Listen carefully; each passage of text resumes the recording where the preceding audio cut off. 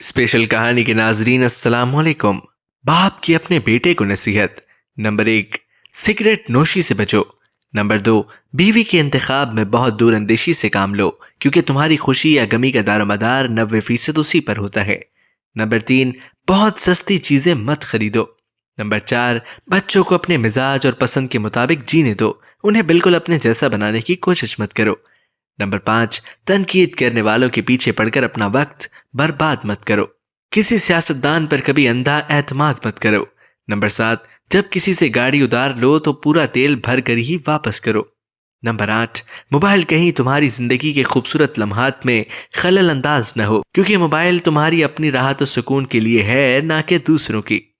Number 9، کام مکمل کرنے سے پہلے مزدوری نہ دو۔ نمبر 10، جو تم سے زیادہ مالدار یا غریب ہو اس کے سامنے اپنی دولت کا تذکرہ نہ کرو۔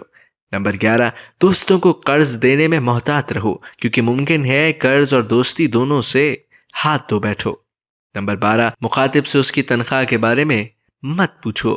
نمبر 13، ہر چیز لکھ لیا کرو، اپنے دماغ پر ہمیشہ بھروسہ مت کرو۔ نمبر 14، بچے کو سزا اس کے جرم کے مطابق دو۔ نمبر 15، قرض اسے دو جو بغیر مانگے واپس کر دے۔ نمبر 16، ہر کوئی تعریف پسند ہوتا ہے اس لیے کسی کی تعریف کرنے میں بخیل نہ کرو۔ نمبر 17، کسی سے اختلاف یا بحث یا مباحثے کے وقت اپنے اخلاق اور سلیقہ مندی کا دامن نہ چھوڑو۔ نمبر 18، اپنے علم کو پھیلاؤ اور لوگوں کو اس سے فائدہ پہنچاؤ کیونکہ ہمیشہ زندہ رہنے کا یہی واحد راستہ ہے۔ نمبر 19، اپنی ذاتی یا مالی تفصیلات کا اظہار بقدر ضرورت ہی کرو۔ نمبر 20، اگر کوئی تمہارے دوست کی تعریف کرے تو اپنے دوست سے ضرور اس کا ذکر کرو۔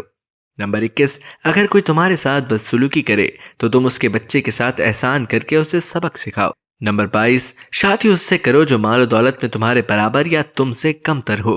نمبر 23، کوئی چیز جب تمہیں 2 بار ادھار لینے کی ضرورت پڑے تو وہ چیز بازار سے خرید لو۔ نمبر 24، روزانہ آدھا گھنٹہ چہل قدمی کرو۔